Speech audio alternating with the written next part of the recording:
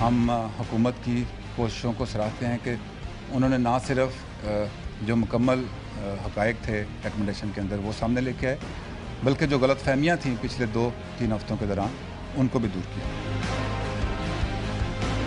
Final authority prime minister ہیں تو انہوں نے جو آرڈر دیا وہ مکمل اور اس کے اوپر عمل ہونا چاہیے۔ جو ہماری پریس ریلیز تھی وہ کسی حکومتی شخصیت یا ادارے کے خلاف نہیں تھی۔ پریس ریلیز کو جو ہماری طرف سے ہوئی اس کو بنیاد بنا کر اس سے لے کے آج کے دن تک فوج کو اور حکومت کو آمنے سامنے کھڑا کر دیا۔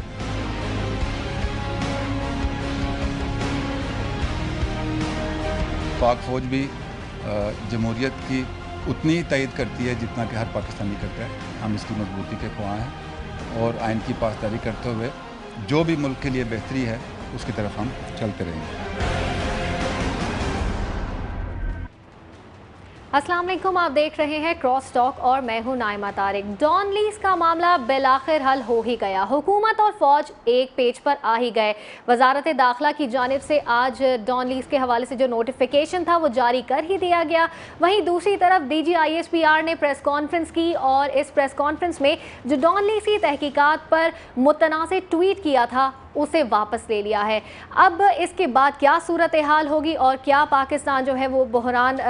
سے بچ گیا ہے، اس پر آج ہم بات کریں گے۔ ہمارے ساتھ اسٹوڈیوز میں موجود ہیں سینئر تجزیہ کار اور صحافی طارق محمود صاحب، ہمیں اسلام آباد سے جوائن کر رہے ہیں سینئر تجزیہ کار شہزاد چودھری صاحب، وہیں ساتھ نیو یارک سے ہمارے ساتھ اس وقت موجود ہیں ایڈیٹر ڈیلی ٹائمز رضا رومی صاحب۔ تو گفتگو کا باقاعدہ ہم آغاز کرتے ہیں۔ شہزاد صاحب، ڈان لیز کا معاملہ سول اور ملٹری قیادت جو ہے وہ ایک پیج پر آ ہی گئی اور یہ معاملہ جو ہے وہ پاکستان کے جو ابھی موجودہ حالات ہیں اس کے تناظر میں خوش آئند طریقے سے حل ہو ہی گیا، کیا کہیں گے آپ اس پر؟ دیکھیے، پہلے تو کوئی بوسٹ نہیں کرنا چاہیے ہمیں، لیکن میرا خیال ہے کہ کم از کم ہم سب ایک دوسرے کو کمپلیمنٹ کر سکتے ہیں کہ کل کے آپ کے پروگرام کے اندر جو ہمارا مجموعی سوچ تھی وہ یہی تھی کہ دونوں اطراف کو ایک ایک قدم پیچھے ہٹنا چاہیے اور اپنے ویوز کو ریویو کریں اور اس کے بعد پھر جو پاکستان کے حق میں یہی بہتر ہے کہ معاملات کو حل کر کے آگے چلا جائے۔ تو اس کا جو انجام تھا وہ اسی نتیجے پہ اسی طریقے سے پہنچا۔ بدقسمتی یہ ہے کہ اس کے بعد سے اب تک ڈفرینٹ قسم کی ٹوسٹس چل رہی ہیں، گو کہ بڑی کوشش یا بڑا جو اس کا میسج ہے وہ یہی ہے کہ ہم ایک پیج پہ ہیں، لیکن کہیں نہ کہیں پہ کوئی اس طرح کا نوانس ہے کہ کوئی بتانا یہ چاہ رہا ہے کہ فلانے کی ریٹریٹ ہوئی اور فلانے نے کامیابی حاصل کی۔ میرا خیال ہے پاکستان کی میچورٹی نے اور پاکستان کے نظام کی میچورٹی نے آج کامیابی حاصل کی ہے، اور اسی طرح کے معاملات پہ پہلے حکومتیں الٹ جایا کرتی تھیں، ہمارے فوجی جو ہیں وہ آ کے سنبھال لیتے تھے یا کوئی اور مسئلہ ہو جاتا تھا، لیکن جس طریقے سے آج پرائم منسٹر اور چیف آف آرمی اسٹاف کی ملاقات ہوئی اور پھر جو جتنے بڑے تھے انہوں نے بیٹھ کے اس کے اوپر گفتگو کی، اس کا اندازہ یہی نکالا جا سکتا ہے کہ سب کو یہ احساس ہوا کہ یہ ملک ہے اور اس ملک کی مستقبل ہے تو سیاست بھی قائم ہے اور ریاست بھی قائم ہے اور افواج کا بھی پھر رول ہوگا اور حکومتوں کا بھی رول ہوگا۔ تو میرا خیال ہے کہ یہ اس کا بڑا پیغام ہے۔ ہم اس کو کس حد تک لے کے آگے جا سکتے ہیں، اس کا انحصار مکمل طور پر اس بات پر ہے کہ ہم ان سے کیا سبق سیکھے ہیں، سب اطراف کی طرف سے کیا کیا سبق سیکھے گئے ہیں۔ نہ ٹویٹ کے اندر جس قسم کی زبان استعمال ہوئی تھی وہ مناسب تھی، نہ ہی اس طریقے سے حکومت کی طرف سے یا پرائم منسٹر آفس کی طرف سے وہ ایک ایکسٹرا چالاکی یا ہوشیاری دکھانے کی جو کوشش کی گئی تھی جب معاملات سارے طے پا گئے تھے، اور اس میں پہلے پرویز رشید کو کہا گیا، ان کو کیا گیا کہ شاید اس سے معاملہ ٹھپ ہو جائے گا، اس کے بعد پھر ایک دو کو اور کا نام آ گیا، لیکن مکمل طور پر جس قسم کا ایک ایگریمنٹ تھا اس کو سامنے نہیں لایا گیا، لیکن فائنلی الٹیمیٹلی آج اس کو بھی کر دیا گیا۔ تو میرا خیال ہے کہ all in all it is over and done with, it was a bad episode. بدقسمتی ہے پاکستان کی کہ اس قسم کے ہمیں تجربات سے گزرنا پڑتا ہے، لیکن بہر صورت لیٹس امید یہ کریں کہ یہ شاید آخری ہو اور اس کو دوبارہ ریپیٹ نہ کیا جائے۔ طارق صاحب، آپ کیا کہیں گے، کیا جو آج یہ فیصلہ آیا ہے اس فیصلے سے جمہوریت مزید مضبوط ہوئی ہے؟ بسم اللہ الرحمن الرحیم، بہت شکریہ آپ کا۔ جمہوریت مضبوط ہونے سے زیادہ امپورٹنٹ بات یہ ہے کہ ملک کی مضبوطی کس کے اندر مضمر ہے اور کون سی چیز ایسی ہے جس سے ملک اور ملک کا نظام مضبوط ہوتا ہے۔ یہ بالکل درست بات ہے کہ ہر ذی شعور شخص کی خواہش بھی یہی تھی اور امید بھی یہی تھی کہ معاملے کو اسی طریقے سے حل ہونا چاہیے، اور دونوں جو جانب ہیں یعنی حکومت اور فوج، ان کو اس معاملے کے اوپر جس طریقے سے کمیشن کی رپورٹ تک کنسنسس تھا، آگے بھی کنسنسس کر کے اس معاملے کو حل یا دفن کر دینا چاہیے، جو بھی لفظ آپ اس میں استعمال کرنا چاہیں۔ جو کل جو ڈسکشن تھی، جس طریقے سے ہم نے کہا بھی تھا کہ پی ایم ہاؤس کے اندر یہ ٹویٹ کی واپسی کے حوالے سے جو باتیں اور جو چیزیں تھیں وہ آج سامنے آ گیا، اور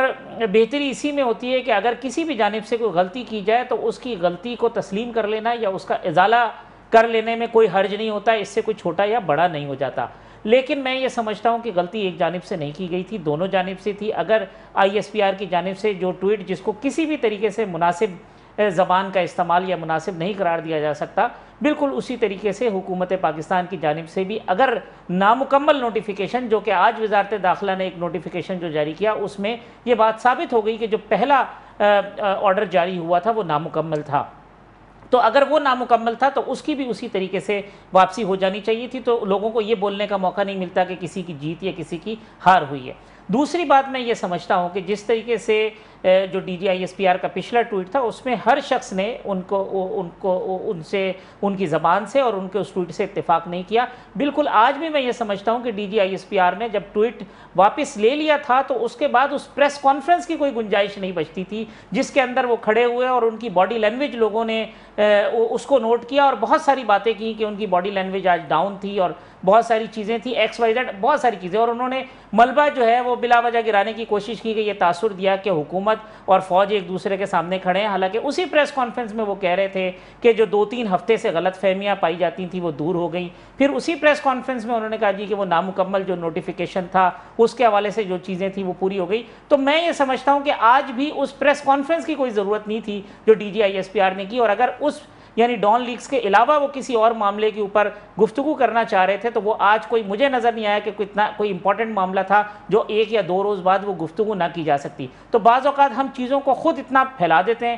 لیکن اس پورے پروسیس سے یعنی یہ اکتوبر سے لے کے آج تک ایک چیز ضرور ہونی چاہیے کہ ہمارے سویلین اداروں کو بھی، حکومتی اور جو ہمارے عسکری ادارے ہیں ان کو اس پورے پروسیس میں جو چیزیں ہوئی ہیں، اس میں جو غلطیاں ہوئی ہیں اس سے سبق سیکھنا چاہیے اور یہ کوشش کرنی چاہیے کہ آئندہ اس قسم کی غلطیاں نہ کریں جس کا خمیازہ قوم کو بھگتنا پڑے۔ بالکل رضا صاحب، آپ سے بھی یہی جاننا چاہیں گے، سبق کے حوالے سے بات کی کہ ٹھیک ہے ڈان لیکس کا معاملہ ہو گیا، کیا سبق سیکھیں گے اب اس سے حکومت اور پاک فوج؟ میرے خیال سے سبق تو سیکھنے کی بہت گنجائش ہے۔ سویلین حکومت کو سب سے بڑا سبق یہ سیکھنا چاہیے کہ یہ جس طرح کا یہ جو لیک تھی، دیکھیے میں یہ ابھی بھی سمجھتا ہوں کہ اگرچہ کہ میں قائم ہوں اپنی بات پہ کہ یہ ڈان لیکس اتنا بڑا بات تھی جس کے کہ اس کا بتنگڑ بنا دیا گیا اور اس سے لوگ ناراض ہو گئے۔ ایسی باتیں تو آتی رہتی ہیں، خبریں بھی چلتی رہتی ہیں، اور یہ جو اختلافات بھی سو کالڈ تھے یا بحث ہوئی یہ بھی سب کو پتہ ہے، اس میں کوئی نئی بات نہیں تھی۔ مگر نیشنل سیکیورٹی کے جو معاملات ہوتے ہیں یا نیشنل سیکیورٹی کی جو کمیٹی کی میٹنگ ہے وہ کانفیڈینشیل میٹنگ ہوتی ہے، وہ حساس نوعیت کی اس میں گفتگو کی جاتی ہے، اس کو لیک کرنا پی ایم کیمپ کی طرف سے بالکل مناسب نہیں تھا، میں یہ سمجھتا ہوں۔ اگرچہ کہ وہ جو ہے ہو گیا، لیکن اگر وہ والی ایک کوتاہی ہو بھی گئی تو میرے خیال سے اس پر اتنا اوور ریئیکشن جس طرح دکھایا گیا، خصوصاً میڈیا میں بھی اس کے اوپر بہت زیادہ اس کو اچھالا گیا، وہ ایک نامناسب بات تھی۔ اور ابھی یہ اچھی بات ہے کہ دونوں، جیسے ہم نے کل شہزاد صاحب نے بھی کہا، کل ہم نے پروگرام میں یہی کہا تھا کہ ایک ایک قدم پیچھے ہٹنا پڑے گا، کیونکہ دیکھیے فوج اور گورنمنٹ جو ہے وہ الگ نہیں ہے۔ چاہے آپ آئین بھی دیکھ لیں، چاہے آپ پاکستان کا قانون دیکھ لیں، ریاستی ڈھانچہ دیکھ لیں، انہوں نے ساتھ مل کر ہی چلنا ہے، کوئی اور چارہ نہیں ہے اس کے علاوہ، کیونکہ نہ تو افواج پاکستان انٹرسٹڈ ہیں کہ وہ کو کر کے ڈائریکٹلی ٹیک اوور کر لیں، اور نہ ہی سویلین گورنمنٹ اس چیز کی متحمل ہو سکتی ہے کہ ملک اتنے نازک دور سے جو گزر رہا ہے انٹرنل سیکیورٹی اور ایکسٹرنل تھریٹس کے باوجود وہ آرمی کو نیچا دکھائے۔ تو دونوں سائڈز کو جب یہ بات پتہ ہوتی ہے تو پھر وہ ایسا کیوں کرتے ہیں؟ ایسا کیا جاتا ہے اس لیے کہ پرسپشن جو ہوتی ہے یا عوام میں جو دکھائی دیتا ہے عوام کو، میڈیا کو، وہاں پر بھی اپنی جو ہے طاقت کا مظاہرہ کرنا مقصود ہوتا ہے. یہی وجہ ہے کہ وہ جو ٹویٹ تھی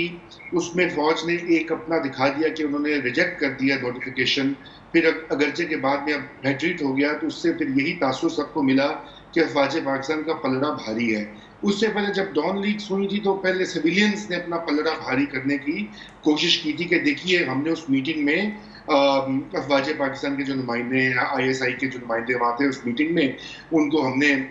ان سے اختلاف کیا ہے، ان کو کہا ہے کہ آپ یہ کام کریں وہ کام کریں. تو یہ پبلک پرسپشن کا بھی گیم ہوتا ہے جہاں پہ اپنی پاور کا مظاہرہ کیا جاتا ہے. اور پاکستان ابھی ایک جمہوریت اس طرح سے میچور جمہوریت تو نہیں ہے، ابھی تو یہ سیکھ ہی رہے ہیں سارے فریقین کہ کیسے سسٹم کو آگے بڑھانا ہے. اور یہ ایک بہت اچھی چیز ہوئی آج میں سمجھتا ہوں، اور میں اس پہ بالکل افواج پاکستان کو بھی جو ہے یہ اپریشیٹ کرتا ہوں کہ انہوں نے خود اس کے اوپر جو ہے آگے بڑھ کر پریس کانفرنس بھی کی. اگرچہ حافظ صاحب میں آپ سے اختلاف کرتا ہوں کہ پریس کانفرنس کرنی اچھی بات تھی کہ اس میں ایک فوج کی پوزیشن واضح ہو گئی. اور دیکھیے وہاں پہ انہوں نے ایڈمٹ بھی کیا کہ کچھ جو ہے ڈفرینس آف اوپینین یا ویوز تھا ضرور، مگر اب آگے کیسے ہوگا؟ میرے خیال سے آگے پھر دونوں کیونکہ یہ ایک معاملہ ختم ہوا ہے، ابھی آگے بڑے معاملات پڑے ہوتے ہیں اور وہاں پہ بھی دونوں فریقین کو بڑا پھونک کے چلنا پڑے گا. کیونکہ دیکھیے ہم بار بار یہ کہتے ہیں کہ پاکستان اس طرح کی جو ہے اختلاف کا بھی متحمل نہیں ہو سکتا جس طرح کے ملکی حالات ہیں. اور فائنلی اس میں ایک جو امپورٹنٹ چیز یہ ہے کہ آج پریس کانفرنس کے بعد میں نے سوشل میڈیا پر بھی دیکھا، کچھ ٹی وی کے شوز کے بھی ٹکڑے دیکھے جہاں پر یہ کہا جا رہا تھا کہ فوج نے ایسا کیوں کر دیا اور گاڈ فادر کو چھوڑ دیا اور یہ کیا. دیکھیے اس طرح کی زبان جو ہے یہ بھی مناسب نہیں ہے. اگر فوج اور سویلین گورنمنٹ ایک پیج پر آ رہے ہیں تو وہ ہمیں اس پر خوش ہونا چاہیے اور ملک کے استحکام کے لیے جو ہے سیلیبریٹ کرنا چاہیے، نہ کہ ہم فوج کو یہ کہیں کہ آپ کیوں پیچھے ہٹے اور آپ کو نواز شریف کو ٹھیک کر دینا چاہیے تھا. یہ میڈیا کا کام نہیں ہوتا. میڈیا کا کام جو ہوتا ہے وہ انفارمیشن دینا ہوتا ہے جیسی وہ ہوتی ہے، اور ساتھ میں اس طرح کا جو ہے تجزیہ میڈیا کی طرف سے آتا ہے جہاں پر ملک کے استحکام کی بات ہو، ملک کے مستقبل کی بات ہو. تو اس میں میڈیا کا جو رول ہے اس پوری ڈان لیکس کی ساگا میں، اس میں ہمیں ایک الگ پروگرام کرنا چاہیے حافظ صاحب جب بھی موقع. جی رضا جو آپ نے یہ بات کی نا کہ وہ جو میرا پوائنٹ تھا پریس کانفرنس نہ کرنے کا، وہ دیکھیں وہ اپنے پروفیشنل معاملات کے اوپر تو جب بھی کھڑے ہوں گے وہ بہت بہترین پریزنٹیشن دیں گے، بہت اچھی بات کریں گے، سب کچھ کریں گے، لیکن جب وہ اپنے پروفیشن یا اپنی ڈومین سے ہٹ کے جب باہر جاتے ہیں تو چونکہ نہ تو ان کے پاس اس کا تجربہ ہوتا ہے، نہ پریکٹس ہوتی ہے، نہ الفاظ کا اس طرح سے استعمال ہوتا ہے. اور پھر میڈیا کے کتنے تیز اور ترار میں لفظ استعمال کروں جو لوگ اور یہ رپورٹر جو بیٹھے ہوتے ہیں، تو جو ذرا سا ایک لفظ کا غلط استعمال ہے وہ بات کہیں سے کہیں پہنچ جاتی ہے، جس کا احساس ہو سکتا ہے کہ ایسی شخصیت کو جو کر رہے ہو اس وقت نہیں ہو، لیکن بعض اوقات اس کی چیزیں جو پیش کی جاتی ہیں وہ بہت عجیب و غریب سے ہو جاتی ہے. میں تو شہزاد صاحب سے صرف ایک سنٹینس میں مطلب ایک سنٹینس کہنا چاہوں گا اور چاہوں گا اس پہ وہ کمنٹس کریں کہ احساس شکست یا احساس فتح کے نتیجے میں کیا کسی بڑی غلطی کا احتمال آپ کو نظر آ رہا ہے؟ سر اس پہ تب سر ہم بریک کے بعد آ کر لے لیتے ہیں، یہاں پر ہم بریک لیتے ہیں اور اس کے بعد ہم اپنی اسی ڈسکشن کو آگے کنٹینیو کرتے ہیں. Welcome back. بریک میں جانے سے پہلے ڈان لیکس کے فیصلے کے حوالے سے ہم بات کر رہے تھے. ایک سوال کیا تھا طارق صاحب نے شہزاد چودھری صاحب سے، تو شہزاد چودھری صاحب آپ چاہیں گے کہ آپ اس سوال کا جواب دے دیں.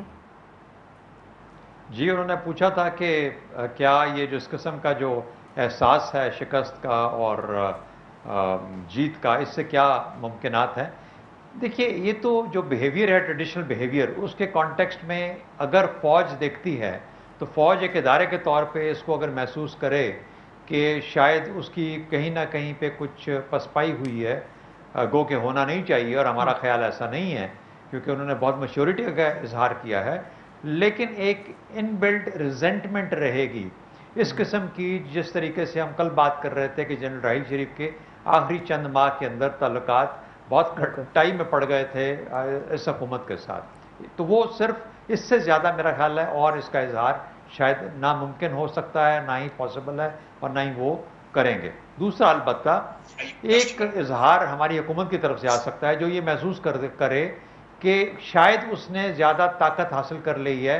اس پسپائی کے پرسیپشن سے جو کہ میڈیا کریٹ کر رہا ہے اس وقت فوج کے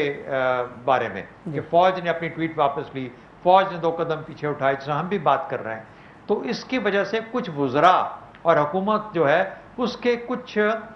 یعنی اس کے ایکسیسولی اوور کانفیڈنس اگریسو ہونے کے چانسز بڑھ جاتے ہیں. یہ ہے ایک ٹریک ریکارڈ جو کہ نواز شریف صاحب کا ہے. اب یہاں پہ میچیورٹی سیاست کی جو ہے اس کی ضرورت آ رہی ہے. تو اگلے چند ہفتوں میں 2-3 ہفتوں میں دیکھنا پڑے گا کہ حکومت اس کو کس طریقے سے سنبھال سکتی ہے. کیا نواز شریف صاحب اور PMLN اب اس لیول پہ پہنچ چکے ہیں, اس بلوغت کے اس لیول پہ جہاں پر کہ اس قسم کی اگر ایک پرسیپشن بھی کریٹ ہوتی ہے تو اس کو وہ کنورٹ کرنا نہ چاہیں امیر المومنین بننے کے اندر, بلکہ اس کو سنبھل کے لے کے آگے چلیں. لیکن میں ایک اور مسئلہ اٹھانا چاہتا ہوں جس میں ہو سکتا ہے کہ آپ دونوں صاحب اور دوست بھی اس پہ کچھ اپنا تبصرہ کریں. میرا خیال ہے کہ ملٹری کا جو میڈیا مینجمنٹ ہے اس کو ایز اے کانسیپٹ بھی ریویو کرنے کی ضرورت ہے. یہ یاد رکھیں کہ جنرل کیانی کے دور تک میڈیا بالکل ہی کنزرویٹیولی آرمی کی طرف سے یا SPR کی طرف سے رن کیا جاتا تھا, یعنی اخبارات کو پریس ریلیز, کوئی پریس ایڈوائس, یہ وہ اس قسم کی چیزیں, اور جہاں ضرورت ہوتی تھی وہاں پہ ہاتھ رکھ لیا. لیکن جب سے یہ ایکسپلوژن ہوا ہے میڈیا کا, ISPR نے اپنے آپ کو بہت پیچھے سے محسوس کرنا شروع کر دیا تھا. تو ایک دم سے ٹویٹر پہ ایکٹیو, سوشل میڈیا پہ ایکٹیو, ہر جگہ پہ ایکٹیو, کچھ چینلز کا معاملہ کچھ اس کے ساتھ مل گیا, کچھ اس کو اپنے ساتھ کر لیا. اس طرح کر کے ایک وہ پارٹی بن گئے ہیں اس پروسیس میں جہاں پر کہ میڈیا ہمارا ڈیوائیڈ ہو کے رہ گیا. میرا خیال ہے کہ اس تجربے کے بعد اب فوج کو چاہیے کہ دوبارہ ریویو کریں کہ اس قسم کا جو اوورٹلی اگریسو میڈیا کا جو مینجمنٹ تھا کیا اس کی بھی کوئی گنجائش ہے یا ادھر سے بھی 2 قدم پیچھے لینے کی ضرورت ہے, تاکہ آپ ایک اسٹڈی ڈیلیبریٹ قسم کے سیریس پلیئر بنے اس ملک کے پاور سٹرکچرز کے اندر, نہ کہ اس قسم کا ایک مسابقتی پوزیشن لے لیں جو کہ سیاستدان عام طور پہ سیاسی پارٹیاں ایک دوسرے کے خلاف لیتی ہیں. میرا خیال ہے یہ ایک بہت بڑا ایشو ہے جو کہ فوج کو اور فوج کے اس ISPR کو دیکھنے کی ضرورت ہے. بالکل شہزاد صاحب, درست آپ نے کہا. پہلے تو یہ دیکھنا ہے کہ آپ کو میڈیا کی کتنی ضرورت ہے, پھر اس کا استعمال آپ نے کیسے کرنا ہے, اور پھر اس کے استعمال کرنے والی جو آپ کی ٹیم ہے وہ اتنی کمپیٹنٹ ہے بھی یا نہیں ہے. جو 1970 یا 80 یا 90 یا آج سے 10 سال پہلے کی دہائی کے جو میڈیا تھا وہ بالکل ڈیفرنٹ میڈیا تھا, اور اس کے ساتھ انٹریکشن کا لیول اور چیزیں بالکل ڈیفرنٹ تھیں. اب اس سے بالکل 180 ڈگری کا ٹرن ہے. تو اگر آپ کی ٹیم اس کے جو موجودہ حالات ہیں یا جو معروضی حالات ہیں اس کے مطابق خود کو ڈھال نہیں سکتی, یا آپ اپنے لوگوں کی اس طرح کی کیپیسٹی بلڈنگ نہیں کرتے اور ان کو لا کے پھر ایسی جس دوڑ کی جانب آپ نے کیا مسابقتی دوڑ, اس میں لا کے کھڑا کر دیتے ہیں جس کے لیے وہ اہل ہی نہیں ہوتے یا جس کی ان کی ٹریننگ ہی نہیں ہوتی, تو پھر نتیجہ یہ ہوتا ہے کہ آپ صرف اور صرف میں یہ کہوں کہ ایک فورس کی بنیاد کے اوپر یا اپنی جو فورس کی طاقت ہے اس کی بنیاد کے اوپر چیزوں کو اگر ہینڈل کرنے کی کوشش کریں گے, یا آپ ایک خاص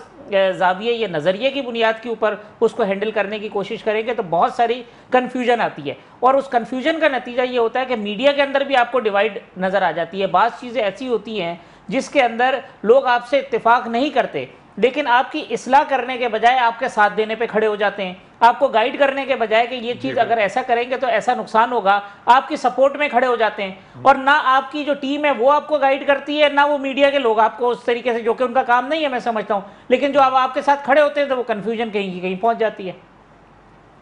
جی میں دیکھیے آپ کی بات جی رضا کر رہا ہوں حافظ بھائی, لیکن اس میں مسئلہ ایک میڈیا کا بھی ہو گیا نا کہ میڈیا جو ہے یہ پچھلے 10-12 سالوں میں میڈیا خود ایک طرح سے پاور پلیئر بن کر ابھر رہا.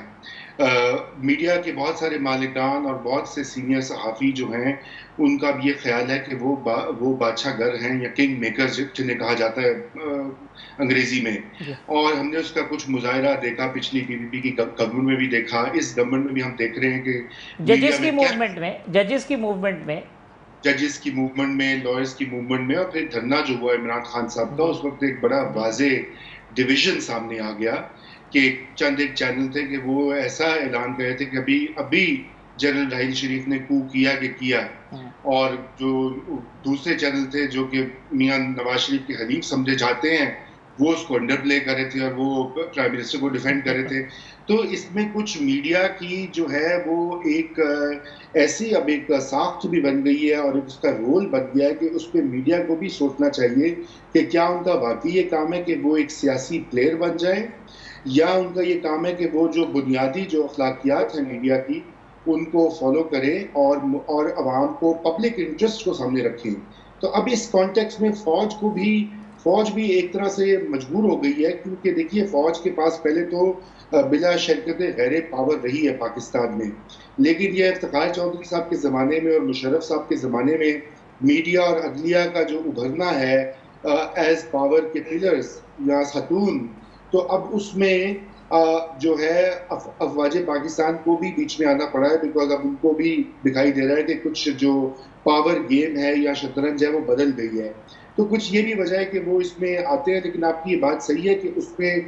میڈیا مینجمنٹ جو ہے وہ باقاعدہ ایک خاص قسم کا اسکل ہے، اور وہ بھی پاکستان جیسے ملک میں، تو اس میں بڑا سوچ سمجھ کے خصوصاً سوشل میڈیا کے اوپر جو ہے بڑی سوچ سمجھ کے بات کرنی چاہیے. اور یہ اپلائی ہوتا ہے نہ صرف آئی ایس پی آر کے اوپر بلکہ سیاسی پارٹیوں کے اوپر بھی. سیاسی پارٹیوں اور ان کے فالوورز ایسی اور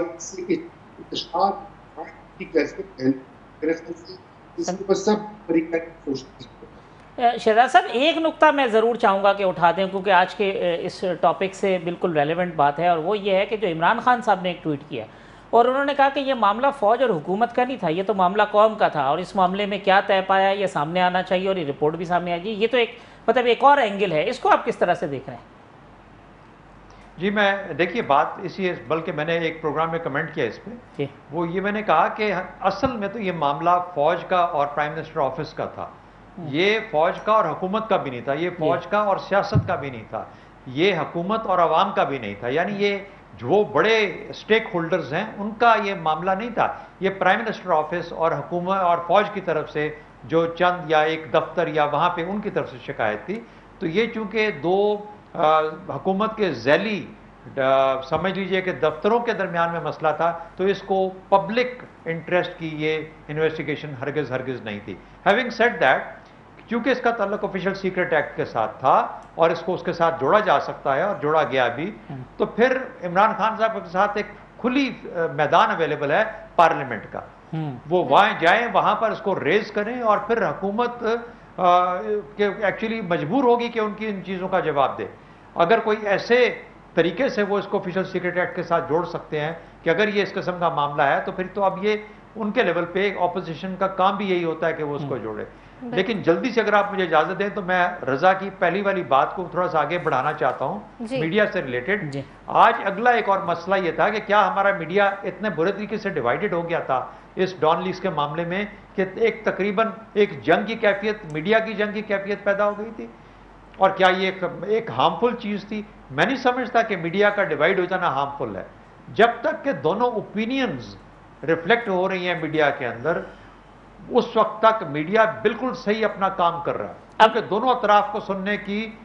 پاسبلٹی بن رہی ہے عوام کے لیے. اگر سارا میڈیا ایک ہی بات کرے گا، ایک ہی بات کرے گا تو پھر خطرناک بات ہوگی. اب مجھے ایک جملہ کہنے دیجئے کہ میڈیا کی ڈیویژن اگر آئیڈیالوجی کی بنیاد پہ ہو تو معاملہ اور ہے، انٹرسٹ کی بنیاد پہ ہو تو معاملہ اور ہے، تو اس پہ کیا کہیں گے؟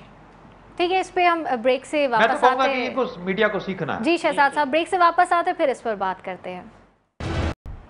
Welcome back. ڈان لیز کے حوالے سے تو ہم نے اپنے پروگرام میں بات کی، اب کچھ بات کر لیتے ہیں دیگر معاملات کی. بھارت جو ہے وہ کلبھوشن یادو کے معاملے پر کافی سرگرم ہو گیا ہے اور عالمی عدالت سے اس کی پھانسی رکوانے کے لیے درخواست جمع کرا دی ہے بھارت نے. اب اس معاملے پر ہم بات کر لیں. طارق صاحب آپ سے اس گفتگو کا آغاز کرتے ہیں. کیا آپ کے خیال میں بھارت جو ہے وہ ریاستی دہشت گردی سے توجہ ہٹانے کے لیے یہ سب حربے استعمال کر رہا ہے؟ دیکھیں بھارت تو ہر حربہ استعمال کرے گا، اور جہاں تک یہ معاملہ ہے کہ جو کل سے ہمارے میڈیا میں شور ہے وہ یہ ایسا تاثر ہوا کہ جیسے پھانسی ہماری کسی سپریم کورٹ نے روک دی ہے اور اب اس پر عمل درآمد نہیں ہونا. یہ بھارتی میڈیا کا پروپیگنڈا ہے. بھارت نے ایک درخواست دی ICJ کے اندر اور ابھی وہ درخواست گئی ہے، اس پہ کیا ہوتا ہے، پاکستان اس کو تسلیم کرتا ہے نہیں کرتا ہے، بہت ساری چیزیں ہیں. اور آج خود بھارتی میڈیا نے جو بھارت کی درخواست ہے اس کو اڑا کے رکھ دیا ہے. خود بھارتی میڈیا نے کیس کوٹ کیا ہے کہ 1999 کے اندر جب پاکستان کا ایک نیول پلین بھارت نے رن آف کچھ میں گرا دیا تھا اور اس میں 16 افراد شہید ہوئے تھے، اور پاکستان اس معاملے کو جب ICJ میں لے گیا تھا تو بھارت نے ICJ میں یہ موقف اختیار کیا تھا کہ یہ ICJ کی جورسڈکشن نہیں ہے، اور بھارت کے اس موقف کو تسلیم کیا گیا تھا۔ تو اب وہی چیز یہاں پہ ہے، تو اب یہ سارا معاملہ الٹ ہو جائے، یہ ممکن نہیں ہے۔ پھر دوسری بات یہ ہے کہ میں نے اس پہ کافی ساری چیزیں جب پڑھی آج، تو اس میں پتہ چلا کہ ایسا بھی ہوا ہے کہ ایک مرتبہ عالمی عدالت انصاف میں جرمن گورنمنٹ چلی گئی کہ اس کے ایک شہری کو امریکہ میں پھانسی دے دی گئی، تو امریکہ نے ICJ میں یہ موقف رکھا کہ یہ ہمارے قوانین کی خلاف ورزی کی ہے، اس کے اوپر ہمارے قوانین کا اطلاق ہوتا ہے، آپ کا کوئی لینا دینا نہیں ہے اس معاملے پہ، اور ہم اپنے قانون کے مطابق فیصلہ کریں گے۔ پھر جو پاکستان اور بھارت کے درمیان جو 2008 کا ایک بائیلیٹرل ٹریٹی ہے جس کے اندر کونسلر ایکسس کی بات کی گئی ہے، اس ایکسس کے اندر بھی جو جاسوس ہے ان کو کونسلر ایکسس کا ڈینائی کیا گیا دونوں ممالک کی جانب سے، تو اب وہ معاملہ کہ کونسلر ایکسس نہیں دی گئی وہ اس ٹریٹی کے مطابق ختم ہو جاتا ہے۔ تو میں سمجھتا ہوں کہ ایک میڈیا ہائپ کریٹ کرنے کے لیے انٹرنیشنلی اپنا کیس جو ہے وہ ایک پریزنٹ اپنی جو جس کو کہیں گے خفت ہے اس کو مٹانے کے لیے، اور اپنے ملک کے لوگوں کے اندر ایک ہیروئزم بنانے کی کوشش کے لیے، اس سے زیادہ میں نہیں سمجھتا کہ ICJ کے اندر بھارت یہ جو معاملہ لے گیا ہے اس کی کوئی اہمیت ہوگی، اور ہمیں بھی کوئی اس حوالے سے اس کو اتنا زیادہ اپنے اوپر سوار نہیں کر لینا چاہیے۔ جو آج DG ISPR نے کہا ہے کہ ہم نے اپنا لیگل پروسیس پورا کیا ہے، اور میں سمجھتا ہوں کہ لیگل پروسیس جو آگے کا ہے وہ بھی چلے گا، اور پاکستان کے قانون کے مطابق کلبھوشن یادیو ہو یا کوئی بھی ہو اس کو سزا ملے گی۔ شہزاد صاحب، آپ کیسے اس معاملے کو دیکھ رہے ہیں؟ کیا پاکستان کو اپنا موقف اسٹرانگ رکھنے کے لیے ICJ میں کیا مضبوط پالیسی کی ضرورت ہوگی؟ دیکھیے بڑا آسان ہے، ICJ میں اگر اس مقصد کے لیے جانا ہے تو پھر پاکستان تو ہمیشہ سے کہتا ہے کہ کشمیر جیسے معاملات اور وہ تمام معاملات جس طرح کشمیریوں پہ ظلم ہو رہا ہے اور وہاں پر ہیومن رائٹس کا کوئی وہاں پہ ان کی آواز سننے کے لیے تیار نہیں ہے، اس قسم کی معاملات کو بلکہ وہاں پہ لے کے جانا چاہیے تاکہ دو نیوکلیئر ملکوں کے درمیان میں جس قسم کی جنگ کی فضا بن جاتی ہے